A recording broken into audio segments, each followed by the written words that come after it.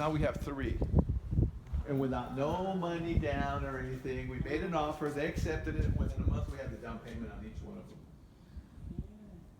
Yeah, I want to tie the Bible college when we start. See how cold it is? No, but something is, I just feel, no, it's not the cold. Oh, okay, the Holy Spirit. Yes. So,